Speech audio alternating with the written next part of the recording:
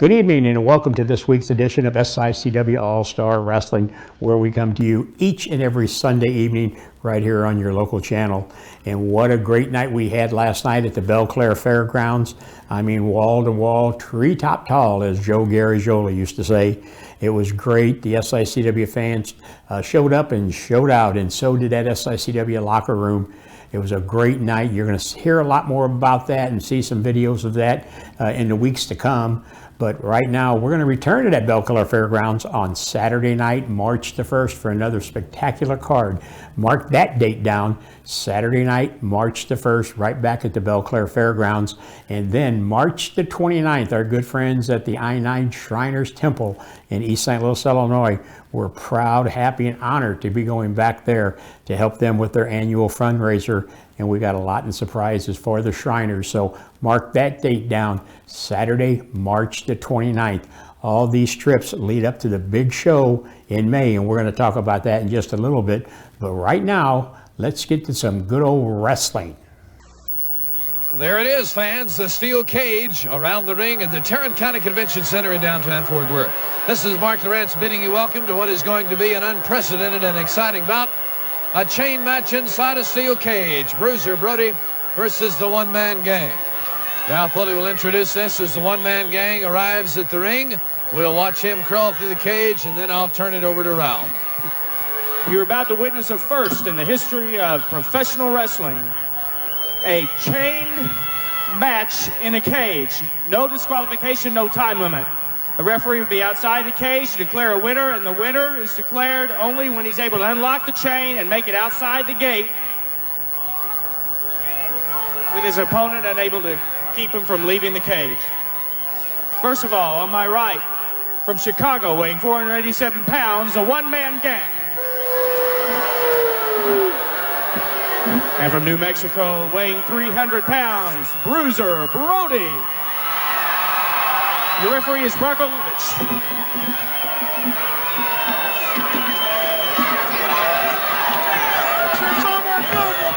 Bronco Lubitsch will tie the chain to the wrist of Bruiser Brody, and then to the one-man gang. And then we're going to get going inside the steel cage.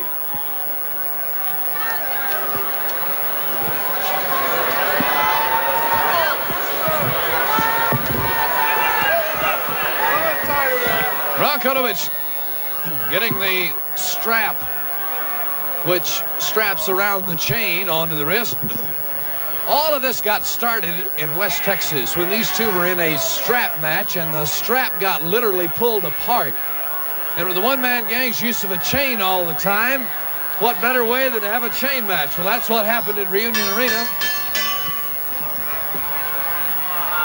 That got out of hand, and now it's here inside the cage. The chain can be used as they please. You heard Ralph say the only way a man can win is to unchain himself and walk out with his opponent being unable to stop him. Crowd of about 10,000 fans looking on here in the Fort Worth Tarrant County Convention Center. Bronco Lubitsch, the referee, is sitting outside the ring on the steps only to raise the hand of the winner. The gang and Brody will be very careful here. This can be a very dangerous bout since that chain can be used as either wrestler pleases.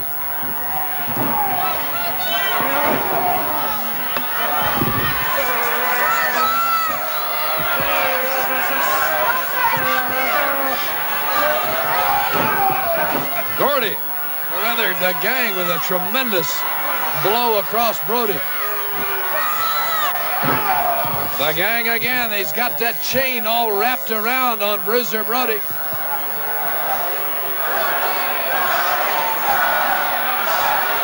Crowd begins to chant, Bruiser, Bruiser.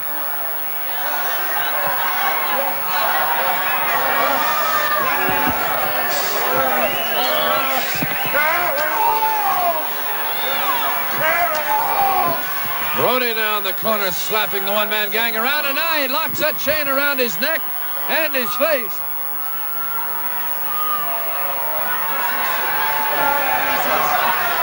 Back out into the center of the ring, the gang goes to the eyes, the chain still around his neck.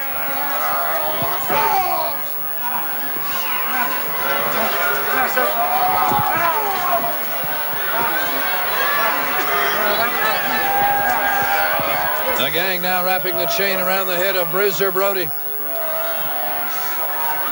Hair, chain, all being handled.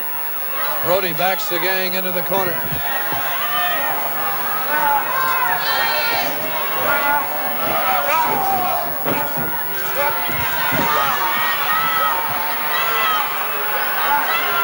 Brody beginning to bleed from the brutality.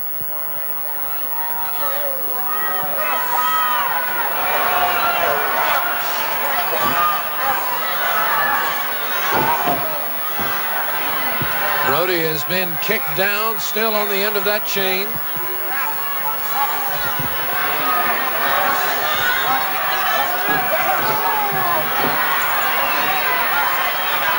Brody has come loose from the chain. We'll just wrap it around his wrist.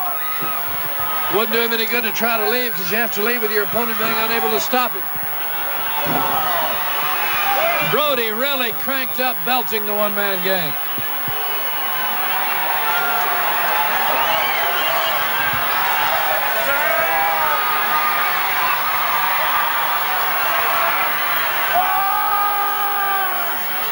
The gang screaming in agony as Bruiser Brody has the chain wrapped around that head. There's a shot from our floor camera here from Channel 11 as the gang has all kinds of problems.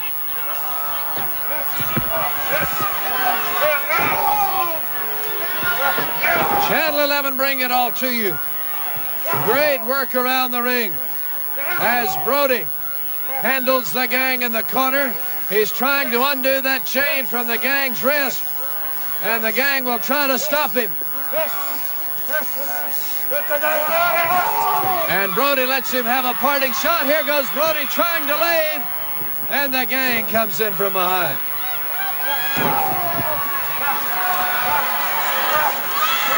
We've never before seen a chain match inside a cage. We're seeing it now. The gang with a kick. He's freed himself from Brody. Brody steals the chain, and the gang moves right over on him. Brody bleeding profusely.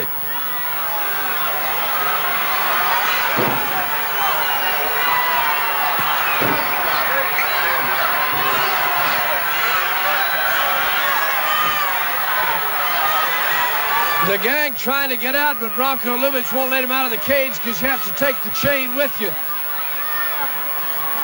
You must have the chain when you leave. He didn't have it, and Brody lets him have one with the chain around his fist. Brody now crawling toward the cage door. Brody has crawled out, Brody has crawled out. He is the winner.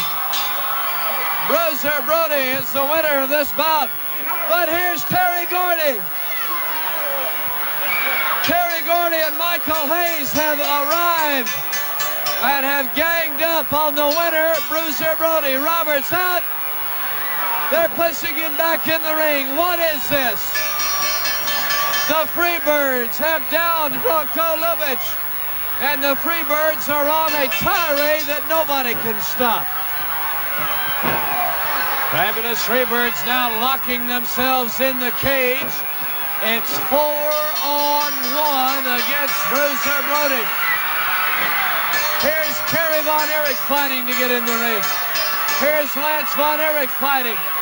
It's a battle up on top of the cage. You are seeing one of the most unprecedented displays in the history of professional sports.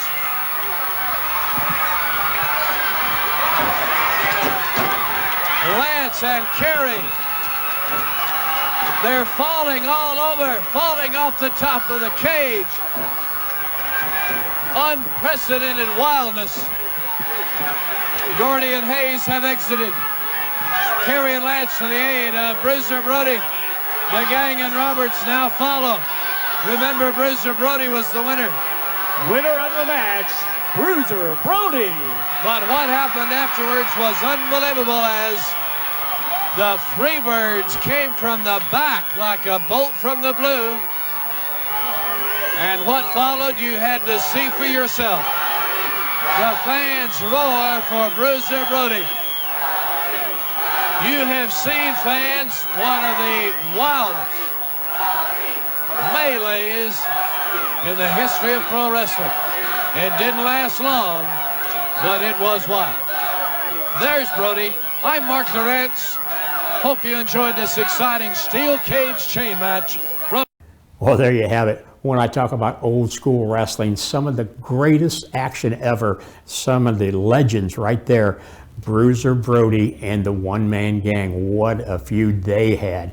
I mean, you saw that action right there, non-stop. It's always great to see Bruiser Brody in action and our good friend, the one-man gang. And speaking of old-timers and legends, as I like to call them, let's listen to a couple of them right now. Hey everybody, What Were They Thinking is proud to be a part of the show with Herb Simmons at SICW. Show some enthusiasm, Joe. Put on a damn bow tie. We got Herb Simmons, we got the Kill Arena, we got St. Louis, where Mr. Briscoe is in the Hall of Fame. What Were They Thinking? It's available on Backstage Pass. Sportskeedas, our buddies. We talk about the wildest, the craziest, the dumbest, the insane moments in wrestling history that I'm proud to be a part of because, Mr. Briscoe, you're the one that hired me. And I don't know what I was thinking when I did that, John. That's not nice. Not nice at all. We love Herb Simmons, and Herb Simmons, you have been there forever. Mr. Briscoe thinks you might be 1,000. I don't think you're a day over 900. We love St. Louis. What were they thinking, Backstage Pass?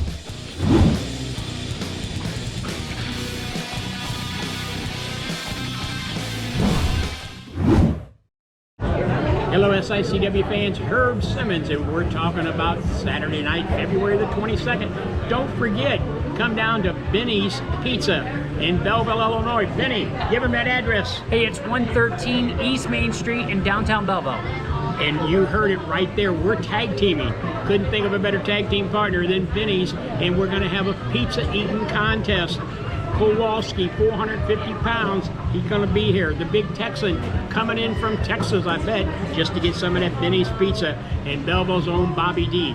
Mark it down. We'll see you Saturday night, February 22nd, Belleville, Illinois, at Benny's Pizza. Well, there you have it. When I talk about legends, they don't get much better than JBL and Jerry Briscoe.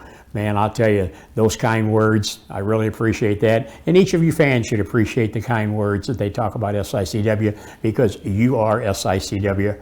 We really appreciate all of your support. And now, fans, let's take a look at what we're going to be doing come Friday and Saturday, May 16th and 17th at the Hilton at the St. Louis Airport. We've been releasing names just recently. Abdullah the Butcher making his return there. You're going to see the likes of the Rock and Roll Express, Tito Santana, Dr. D, David Schultz, and the list just continues to grow. And again, that's at the Hilton at the St. Louis Airport. You can go to www.sicw.org. That's sicw.org. All the information is on there. You want to come out and be a part of another history-making event. They have these WrestleFest, FanFest, WrestleCades all over the country. But right now, for the last 3 years, we're fortunate enough to have it right here in the St. Louis area. And I'm so proud to say that because of you fans, it's a possibility to do that. And so mark those dates down. Friday, May 16th, when our good friend, Mr. Bill Apter, will be there that Friday evening hosting a question and answer session with the legends that will be in town that evening. And then Saturday, it starts at 10 a.m. The doors will open. The fans who have got their tickets in advance will have early entrance into the building. They'll be able to get in, get their autographs, buy the goods that they want to, and have a great time throughout the entire day. Around 5 o'clock, the St. Louis Wrestling Hall of Fame induction. It's already a list of great people being inducted into the Hall of Fame. One of them that's going to be joining us, Greg the Hammer Valentine, will be there to be inducted. Also, people like the late, great Ox Baker will be inducted, Crusher Blackwell. People like that just made so much impact on wrestling here in the St. Louis area or anywhere they performed. But right here, they were always special. And that's why we're paying honor to them here in the St. Louis Wrestling Hall of Fame. So be a part of that. After the inductions, then the evening of the Bruiser Brody Memorial takes place. That's right, Bruiser Brody, and of course, as we've told you before, we've added Larry Matasek and Tony Costa's name to that memorial that we do each and every year, because those three men were such a big part of the wrestling in St. Louis and a part of SICW. And so we always pay honor to them each and every year. But this all started because of the late, great Bruiser Brody. That night will be I mean, it's going to be off the chart. If you've joined us the last 2 years and you enjoyed what you saw, just wait until this year. We've already got some great people entering into that Bruiser Brody Battle Royal. They want that big, beautiful trophy cup to take home with them for the entire year. So it's a fun, full 2 days as far as Friday night and all day Saturday and Saturday evening. Come on out, go to www.sicw.org, get all your ticket information and book your hotel. It's going to be all right there. You don't have to leave. You can be right there. It's going to be a great time. Now, fans, let's take a look and listen to a couple of more great friends of SICW, WWE legend Teddy Long and Mac Davis. SICW presents FanFest 3, St. Louis, May 16th and 17th. Hilton, St. Louis Airport, the Kinisky, Missy Hyatt, Gangrel, Teddy Long and Mac Davis, Tito Santana, and Bill Apter. More to come. SICW FanFest 3. For more info, SICW.org.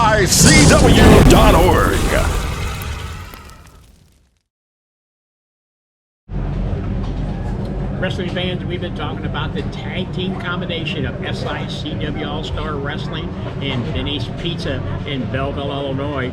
That big date, February the 22nd at Vinny's Pizza.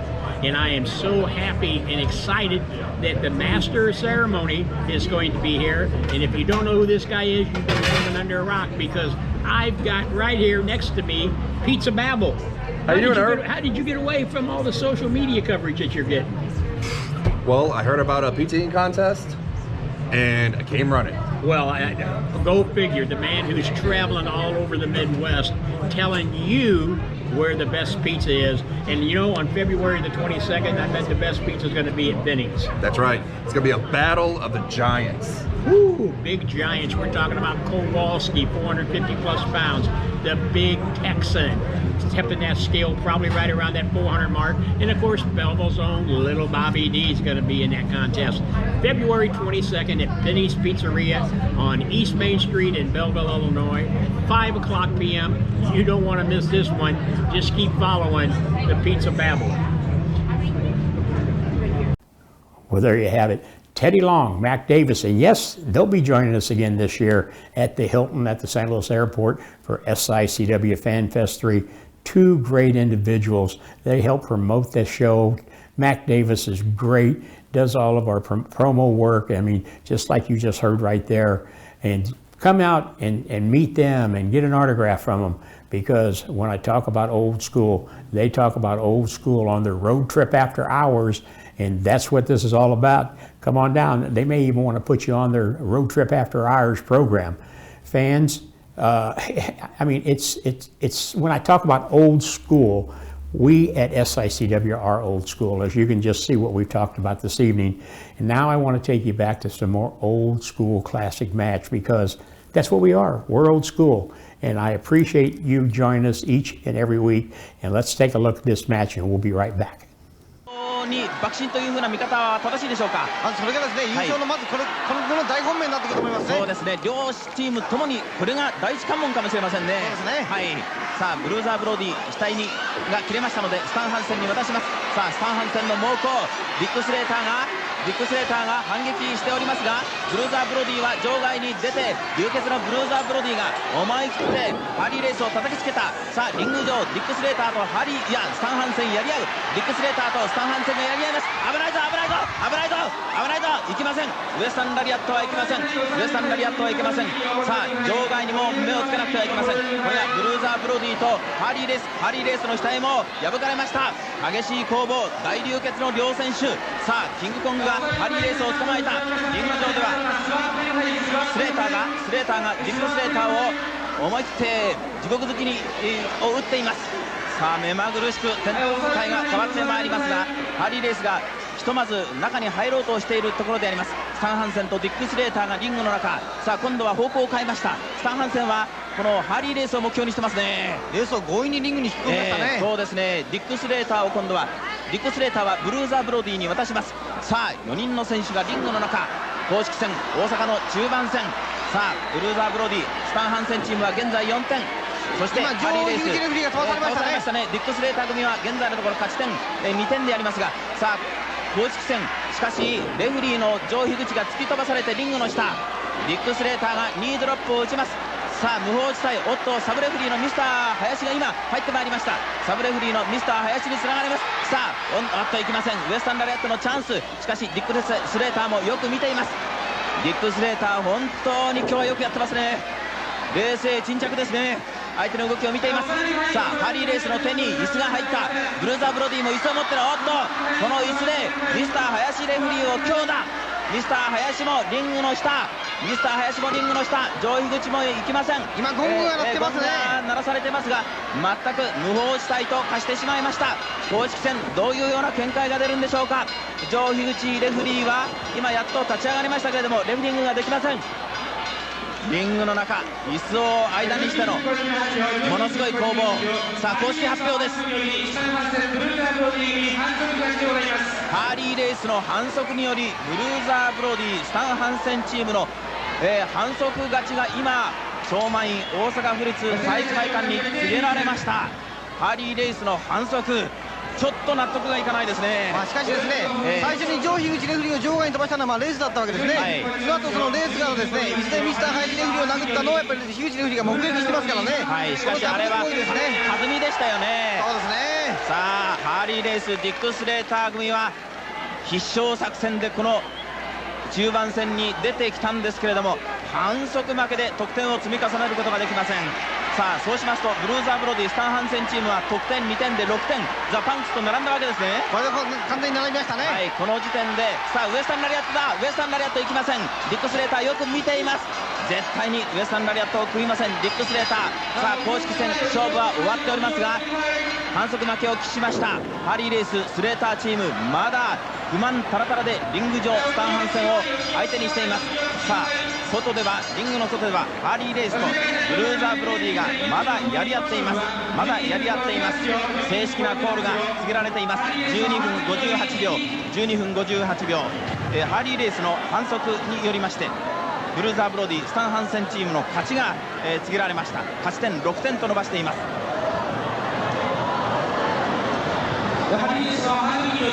さあこれが、ディック・スレーターそしてハーリーレースチームであります。本当に惜しい得点をしましたね。そうですね、これで勝ってるとですね、優勝先生の一角に大きく食い込んでこれたんですけどもね。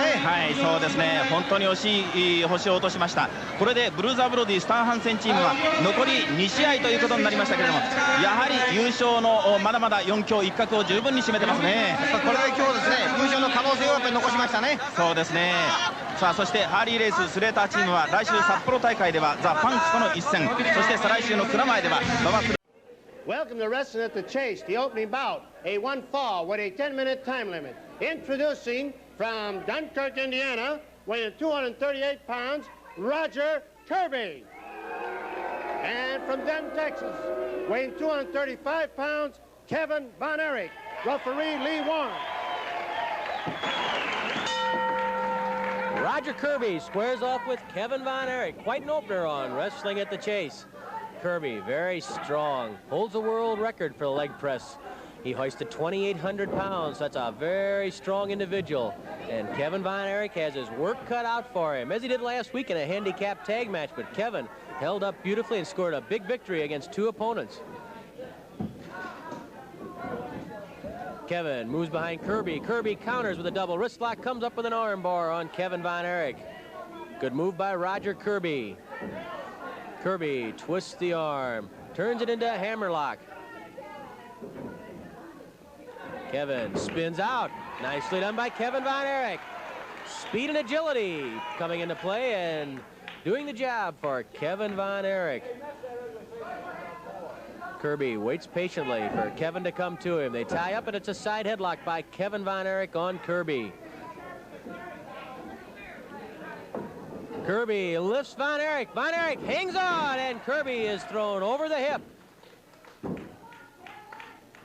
Kirby used his strength there, but he didn't have quite enough to throw away Kevin Von Erich. Kevin really hung on to the head. And that's the key when he's up in the air like that. He has to keep a good grip on the head. Otherwise, he's going to go sailing through the air in a very bad position. But if the man up in the air, in this case Kevin Von Erich, can hold that head, he probably will be able to use Kirby's own strength against him, as he did there, taking him over the hip. Kirby pulls the hair, and referee Lee Warren slaps Kirby's hand away. The hold still belongs to Kevin Von Erich. Hip toss by Kirby. Oh, it didn't work. Well done by Kevin Von Erich. The hip toss by Roger Kirby, but Kevin held onto the side headlock. Very, very difficult to do there for Kevin Von Erich. Kirby really had Kevin off balance, but Kevin persistently hung on to that headlock. Kirby rolls Von Erich into a cradle. Can't keep him there, though. Only long enough for a count of 1 by 2. Von Erich's shoulders had come free of the mat. Kirby struggles to his feet. Hip toss again, and it still doesn't work as Kevin Von Erich hangs on to that side headlock. Kirby must be getting a little frustrated. He can't seem to break out of this side headlock.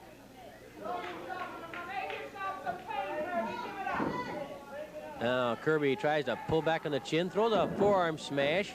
Another smash across the chest. It was a legal blow. It's with the forearm. It didn't do a whole lot of good, although it did allow Kirby to improve his position slightly. The hold, though, still belongs to Kevin. Now Kirby puts that forearm across the cheek and jaw, but not for long. Kevin gets the head loose. He'd like to roll Kirby over onto Kirby's back. Kirby still on top, even though in the headlock. They get to their feet. Kevin still has the hold.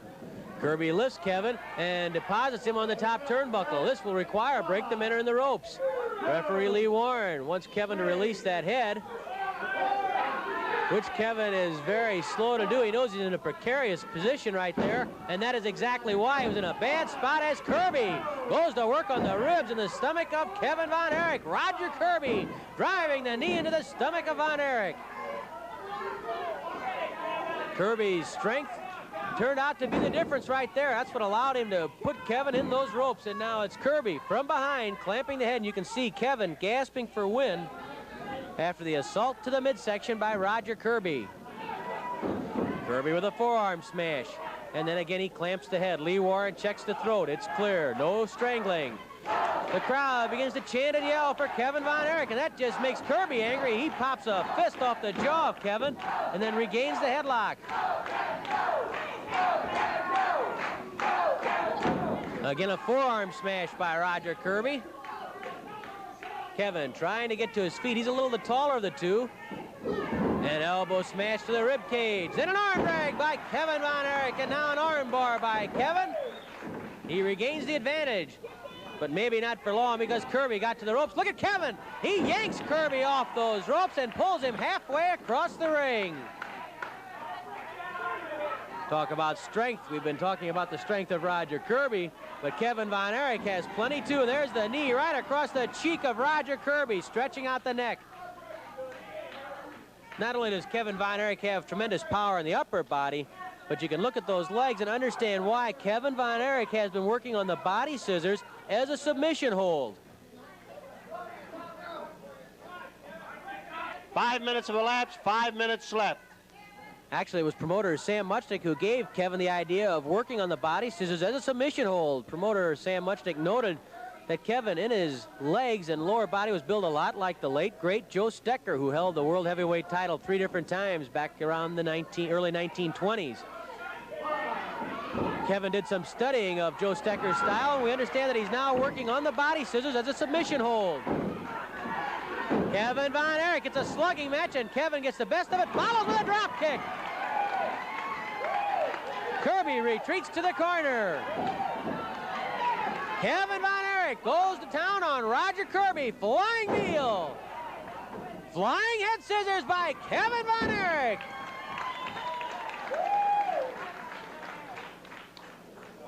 From what we've heard about Kevin Von Erich's body scissors, you know Joe Stecker used to be able to take sacks of grain, of wheat or of sand, and he could put a body scissors on that sack of sand and actually split the sack open, just crush the sack, literally. Kevin Von Erich has been training the same way, and we understand that he has now developed the strength and the leg extension in his legs to the point that that body scissors, he can use it in the same way Stecker did, literally crushing sacks of grain, sacks of sand. Can you imagine how effective that would be across somebody's stomach, across the rib cage? He can use it as a submission hold, and of course we've seen him use a rolling body scissors as a pin maneuver. So Kevin Von Erich becoming more versatile every day, and that's something to be looking for from Kevin Von Erich in the future, the body scissors as a submission hold. Believe me, if he can crush sacks of wheat between those legs, he can do a job on somebody's stomach. He can also do a job on someone's head, as Roger Kirby just found out, and that's why he's strangling Kevin Von Erich. Lee Warren gets Kirby off the throat of Kevin Von Erich.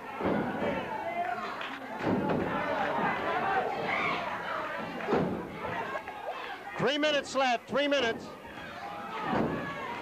3 minutes remain as Roger Kirby and Kevin Von Erich slug it out. Kirby knocked to one knee. Elbow smashed to the neck by Kevin Von Erich. Kick to the stomach by Kevin. Flying mare by Kevin Von Erich. Flying elbow drop rivets Kirby to the mat. Count of one. At two, though, Kirby pulls the trunks and shoves off Kevin Von Erich. Again, the flying mare by Kevin. Knee drop to the chest. It was not on the throat, it was on the chest. Another knee drop by Kevin. He goes for the pin on Kirby. Count of one. At two once more, Kirby escapes the pin. The pin possibility, rather. Knee lift to the stomach by Roger Kirby. Kirby's a tough customer. He can take punishment. He can dish it out. He doesn't need much of an opening to find room to score, as Kevin Von Erich found out right there. And Kevin doesn't need much of an opening either. He caught Kirby in the stomach. Smash to the forehead by Kirby. That one dazed Kevin Von Erich. Kevin staggers to the corner as Kirby pounds on Kevin's head. Kirby whoops Kevin into the buckles. Kevin lashes out with that boot to the midsection. Kevin refusing to quit fighting. That's instinct in any Von Erich. Kevin, David, Fritz, Kerry, you name it. They just won't quit. They don't know what quit means. Oh, Kevin went for the iron claw and Kirby blocked it. Kevin went for the iron claw and Kirby blocked it. Kevin trying to shove that hand through there and get to the head of Kirby.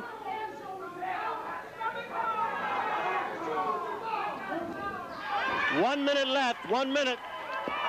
1 minute remains, and Kevin Von Erich has the stomach claw on Roger Kirby.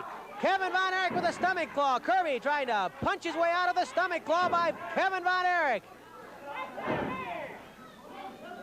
Kevin grinding away on those stomach muscles. Kirby bridging to lift the shoulders up so he won't be pinned.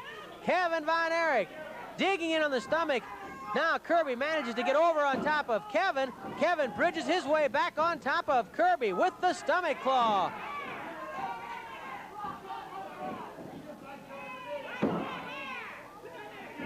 Kirby, by pulling hair, manages to get back on top of Kevin, but he can't get Kevin's digging fingers out of his stomach. Kevin grinding away with that stomach claw. Kirby now reaching for the ropes, but the referee's between him and those ropes. Now Kirby reaches up for the hair of Kevin Von Erich. Kirby desperately trying to roll over and get out of that stomach claw. There's the bell. The time limit has expired, and maybe that's all that saved Roger Kirby. Kevin Von Erich had the stomach claw on Roger Kirby. Kirby was able to hang on until the time limit expired. This match is a draw, and here's Mickey. With time running out, referee Lee Warren declares the match a draw. The first main event, a one fall with a 20-minute time limit. Introducing from Santa Fe, New Mexico, weighing 304 pounds, King Kong Brody. And from Chicago, Illinois, weighing 252 pounds, Bill Nixon. Referee Chuck Raleigh. King Kong Brody was bellowing as he came down the steps from the dressing room for his match with Bill Nixon. And what a tough way to make a St. Louis debut for Bill Nixon against King Kong Brody. Nixon comes in around 250 pounds, and he's giving away some 50 pounds to Brody. Got Mickey Garagiola yelling in fear, I think. Boy, that's an awesome sight when King Kong Brody comes at you. Good, quick move, dropping the leg and putting Nixon on the mat.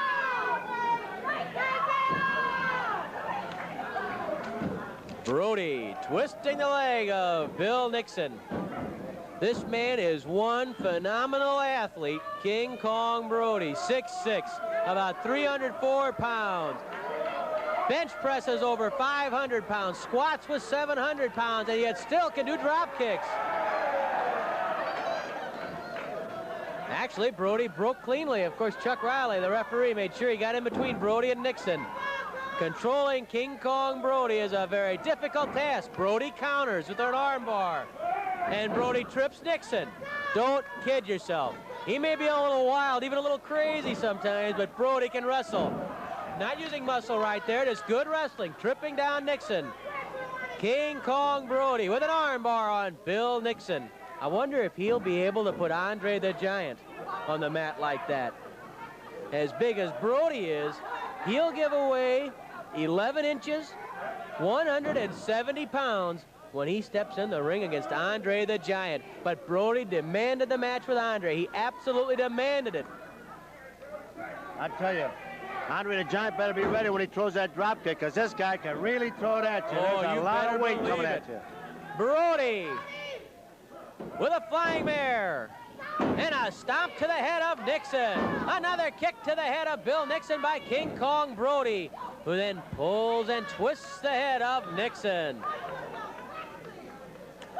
Brody is upset about what has been happening in St. Louis. He points out he's beaten Jack Briscoe, he's beaten Pat O'Connor, he's beaten Ox Baker, he's beaten Ted DiBiase, and still he can't seem to get another match with the world heavyweight champion Harley Race. That is why Brody demanded the showdown with Andre.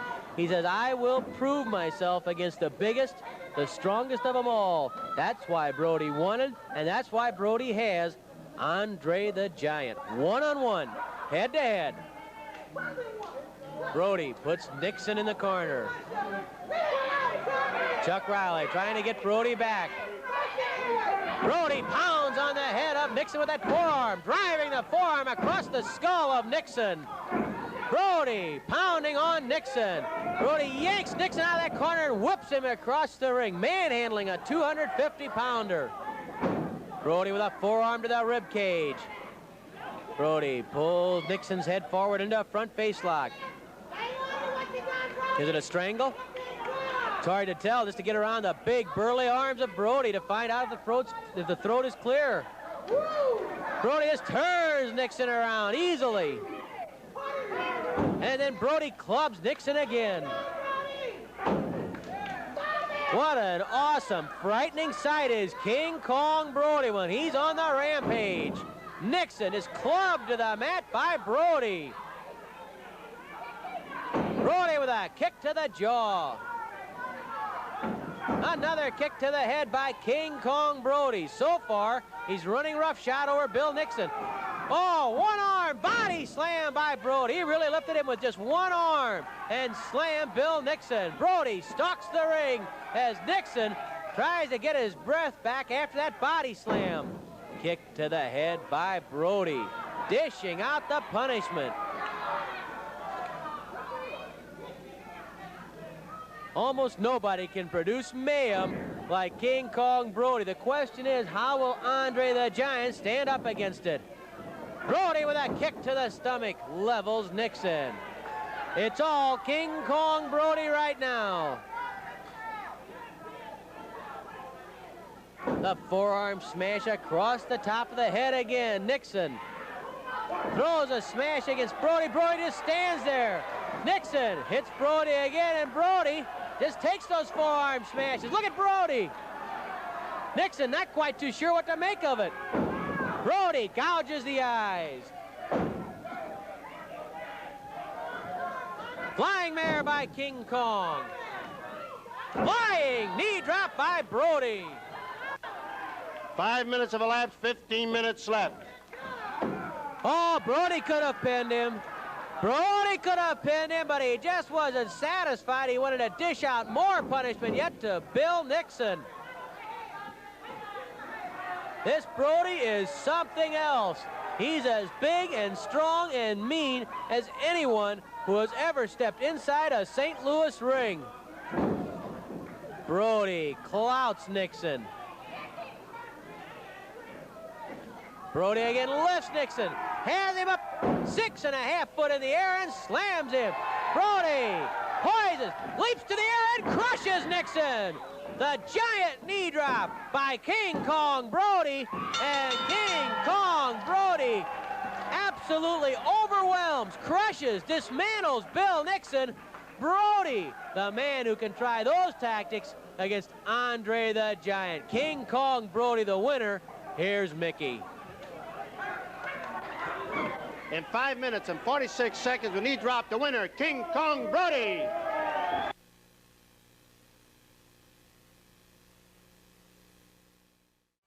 The second main event, a one fall with a 15-minute time limit. Introducing from West Memphis, Arkansas, weighing 265 pounds, Larry Wright. From Edmonton, Canada, weighing 275 pounds, a former world's champion, Gene Kinisky. There we go. There were quite a number of cheers when Gene Kinisky, Big Thunder, was introduced. Kinisky bouncing off the ropes, trying to throw Wright out of synchronization, get him a little off balance. Kinisky goes behind Larry Wright, wraps up the head, ties up the arm, goes into a wrist lock. Big Thunder, Gene Kinisky, who held the World Heavyweight Championship more than 3 years. Kinisky drives a chop across the throat and chest of Larry Wright. He looks in great shape, doesn't he? Kinisky, good move there, hooking the arm. Beautifully done by Gene. 6'5", 275. A whirlwind inside the ring, a whirlwind outside the ring. Whirlwind anywhere you want to meet this guy. I thought he was... Larry, I thought he was coming right at me. He comes right at me, and I was going to lay one on me, and he says, "How's your rich brother?" That's Gene Kinisky, boy. Good move underneath, rolling right into a cradle, but coming up with the arm again, and an arm bar by Gene Kinisky. Look where he put the knee, right inside the chin. Puts the hand across the jaw. Look out, Larry Wright. Kinisky pounds on Wright and rakes the Buddha across the forehead and eyebrows of Larry Wright. Gene has an interesting philosophy about the rule book. He says, I don't abuse it, I use it. He knows where every loophole is. Kinisky forces Wright down to one knee with an arm bar. Talk about good big men, people like Andre the Giant and King Kong Brody. Here's another good big man, Gene Kinisky. He whips that arm down, pulling Wright down, jerking the shoulder right out of the socket if he can. Kinisky twisting the arm of Larry Wright. Double wrist lock. Wright carried over. Head scissors by Kinisky. Like all the good ones, all the great ones, Kinisky can wrestle as well as get rough. Wright trying to kick his way out of the head scissors. Finally manages to do so, but did you see how quick Kinisky was on his feet? By the time Wright got up, Kinisky was ready and waiting. Wright goes to hammerlock on Kinisky. Kinisky hooks the leg. Nice leg drop by Gene Kinisky. Fine move by the former world champion and former Missouri state champion. When you talk about leading contenders for either honor, the world title or the Missouri title, you put Gene Kinisky right at the head of the list. Full Nelson by Larry Wright on Kinisky. Kinisky trying to muscle his way out. Look at him lift right off his feet and breaks it simply by lifting right off his feet, flexing the neck and pulling the head forward. Kinisky circled. Knee to the stomach by Big Gene and then drives the fingers into the throat of Larry Wright. Referee Lee Warren warns Kinisky about using those stiffened fingers into the windpipe. You know, we mentioned the Missouri state champion, Dick Murdoch. And on this upcoming program where Andre the Giant will square off with King Kong Brody, where there's also a 16-man Wrestle Royal, promoter Sam Muchnick would like to sign the Missouri state champion, Dick Murdoch, to defend the title against Dory Funk Jr. as you watch that fine rolling toe hold by Gene Kinisky. The problem on signing Dory Jr. against Murdoch, Dory Jr. signed, sealed, and delivered. He'll be there. But Dick Murdoch's a little bit more surly and uncooperative than usual. He's pretty uncooperative to begin with normally, but he seems to be pouting after his loss of a very tough match to the world champion Harley Race, a bloody match. Race was bleeding and in a lot of trouble, but he managed to trap Murdoch with a front-rolling cradle and thus saved the gold belt and World Heavyweight Championship. The question is Murdoch trying to avoid a match with Dory Funk Jr.? Is he just being difficult because he's upset? You never know with Murdoch. He's involved in so much controversy. He's so blustery, controversial, belligerent. At any rate, that's a story we'll have to watch in the coming week as Sam Muchnick tries to pin down Dick Murdoch to defend the Missouri State title against former world champion Dory Funk Jr. Kinisky has both arms tied behind Wright, really a type of surfboard hold. You can see how he's putting pressure into the shoulder of Larry Wright. Wright trying to get his leg on the bottom rope. It's an unusual way to apply, I guess, a surfboard hold you would call it, because that's really how the arms are. Now Gene goes behind Wright in a more conventional surfboard. Look how he lifts Wright up. Just pulling him around the ring. And then Kinisky sticks his foot in Wright's back, knocks him clear across the ring, and Wright's head hits the turnbuckle. And now Kinisky and Lee Warren are in an argument. Warren saying you gained that hold while the man was in the ropes, and that's why Lee Warren wanted it broken. Wright staggering. Arm drag by Kinisky. Then an arm stretch by Big Thunder. Really, at this point, Kinisky's just out wrestling Wright. He really hasn't had to rely on too much rough stuff. 5 minutes have elapsed, 10 minutes left. Larry Wright tries to come to his feet while trapped in the arm stretch of Big Thunder, Gene Kinisky. Maybe Wright can walk out of it. If he can bring that boot over, he might be able to kick Kinisky in the head. But Kinisky has too much balance. He throws Wright back down, and Lee Warren gets a count of 1 on the shoulders of Larry Wright. Kinisky stretching out the arm of Wright. Can't get over the fine condition that Kinisky's in. Boy, he is trim. Moving very quickly. Easy to see why he's in a main event every night throughout Canada. Pacific Northwest, Seattle, Portland. He's main event there throughout Japan. He's always in demand in Japan. If they could, those Japanese promoters would sign Kinisky for a year contract, keep him there all the time. Wright kicks his way out of the arm stretch and gets kicked in the stomach for his trouble. Kinisky is angry, and Big Thunder knocks down Wright.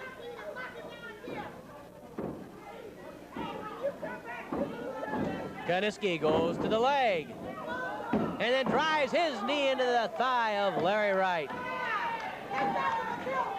Kinisky dragging Wright across that ring.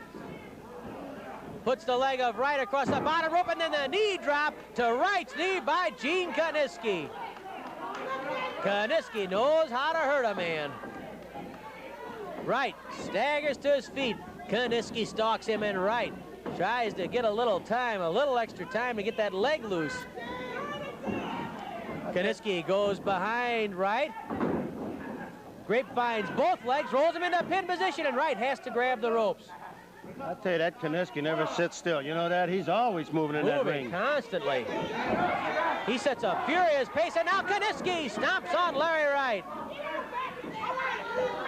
Much like King Kong Brody, Kinisky sets the pace of a match, and with Kinisky, it's such a fast, quick-moving pace that his opponent has to be in excellent, perfect condition to stay with him. He just wears a man down. Kinisky traps the head and arm and pulls right down over his own knee. Now ties up the arm inside with that. Well, let's see, what's he have there? He has a wrist lock, really, across the head. Headlock and wrist lock combination, if you will. It's not a strangle. Windpipe's clear. But Larry Wright's going to have a lot of trouble getting out of this one. Kinisky solves the problem with a body drop across the neck. No chiropractor ever used that one. Count of 1, Wright manages to get free. Kinisky, knowing how to use his weight, bounces right off the rope. Judo chop to the throat. Right to the throat by Kinisky. Kinisky says, get up, and then he kicks Wright in the stomach. Oh, and Kinisky nailed Wright. Hard slash again, and down goes Larry Wright. Wright must feel like he's on an elevator. Every time he gets up, Kinisky knocks him down. Look at Kinisky all over that ring. Wright spots him out of the right eye, then he looks here, he's out of the left eye. Suddenly he's nowhere. That's because Kinisky's behind him. Wright doesn't know which way to turn. I tell you, that Kinisky gets on that bicycle, and he really gets around her. Oh, he's all over the ring. Wright pounds on Kinisky's head.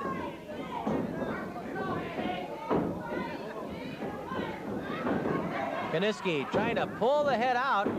Tighten up the neck muscles, get loose. Almost did it there. He just throws right off with the strength in his neck. Talk about a powerful man. See the power of Brody? Well, look at the power of Kinisky, who just in that neck. He broke the full Nelson, strictly with the muscles in his neck, and that's how he got out of the side headlock. Body scissors by Gene Kinisky.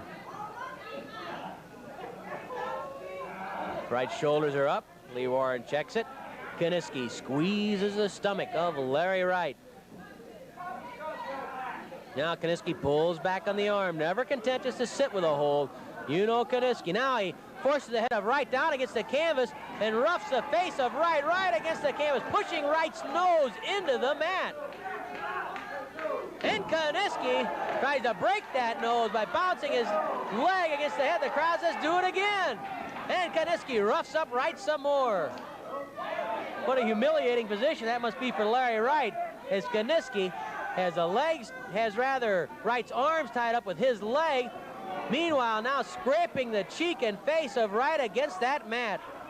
Big Gene Kinisky once more bounces the face of Wright against the mat. Beautiful shot of Kinisky's face. He's been through a few wars, and that's why he knows how to conduct himself in a war. And Larry Wright's going to feel like he has been in World War III if he doesn't get going soon. 10 minutes have passed, 5 minutes left. Larry Wright slowly comes to his feet, and there's Kinisky with a knee to the jaw.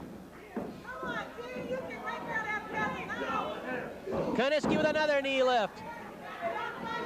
Larry Wright trying to get an offense generated against Gene Kinisky with no luck at all. Side headlock again by Wright. Bounces a fist off Kinisky's head. Another punch to the head by Larry Wright. Knocks Kinisky to the corner. Wright desperately flailing away at Big Thunder. Flying Beal. Kinisky comes off the rope for the knee lift to the stomach. Hard kick to the chest by Kinisky. Wright bounced to the ropes. Another chop. Oh, that one nearly knocked out the soundboard. Knee drop to the stomach by Kinisky. Big Thunder is booming today. Kinisky lifts Wright, backbreaker. The backbreaker by Big Gene Kinisky. The leg and arms both cradled. And Gene Kinisky has a very impressive victory on Wrestling at the Chase. Kinisky out-wrestled and out-roughed Larry Wright. It was Kinisky all the way. Here's ring announcer Mickey Garagiola. 11 minutes and 8 seconds, the backbreaker. The winner, Gene Kinisky.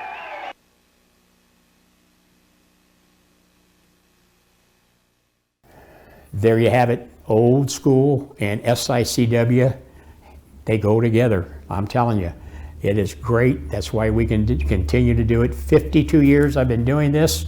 I don't know how much longer, but I'm telling you, if it would end today, it's been 52 great years of professional wrestling. The people that I've worked with, the locker room, the men and women that have come through the SICW locker room is what's made SICW one of the top promotions in the business.